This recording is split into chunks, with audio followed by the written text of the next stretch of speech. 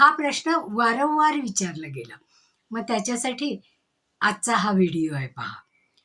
आता घोडे कशाचं स्वरूप आहे? घोडे शक्ती, ऊर्जा आणि युद्धामध्ये मिळणारा जय याचं प्रतीक आहे. ज्या वेळेस समुद्रमंथन झालं त्यावेळेस जी 14 रत्न निघाली त्याच्यामध्ये एक रत्न हे उडत्या घोड्याचं होतं. म्हणजे घोडा पण त्याला पंख असलेला, आणि त्याचं नाव आहे उच्चैश्रवा. मग तो इंद्राने आपल्याकडे ठेवला. इंद्राने आपल्याकडे का ठेवला?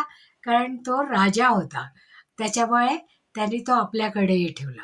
आणि देवांचा सेनापती जो कार्तिकेय आहे त्याला विशेष भेट म्हणून दिला.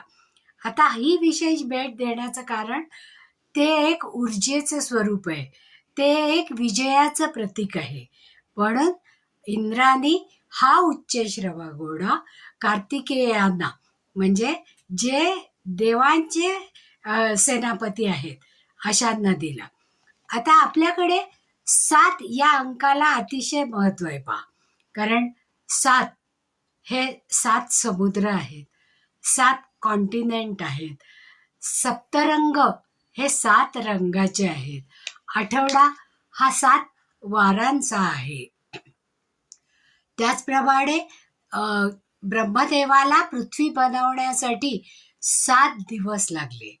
त्याचप्रमाणे 7 हे कॉन्टिनेंट आहेत, म्हणजे सप्तसमुद्र, सप्तसागर, सप्त पाताळ हे आपल्याकडे सगळ्यात महत्त्वाचे मानले जातात. सप्तर्षी आणि त्यांनी शिकवलेलं ज्ञान याला जास्त महत्त्व आहे, पहा. म्हणूनच आपल्याकडे 7 या अंकाला खूप जास्त महत्त्व आहे. मग या घोड्यांमध्ये 7 घोडे आहेत, पहा, या पिक्चरमध्ये. म्हणजे जेव्हा सूर्य ज्या रथावर बसून सकाळी आगमन होतं त्याचं, त्यावेळेस त्याचे पांढरे शुभ्र 7 घोडे असतात, पहा.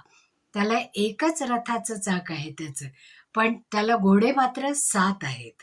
आणि असा हा सूर्योदय उगवल्यानंतर मावळतीपर्यंत त्या घोड्यांवर असतो. म्हणजेच आपण अश्वशक्ती मोजतो. म्हणजे काय मोजतो? शक्ती मोजतो, जी ऊर्जा आहे ती मोजतो. म्हणून या घोड्यामध्ये असणाऱ्या ऊर्जेचं, सामर्थ्याचं आणि शक्तीचं प्रतीक आहे. मग असं हे शक्तीचं आणि विजयाचं द्योतक असणारे घोडे आपल्या घरामध्ये असायलाच पाहिजे.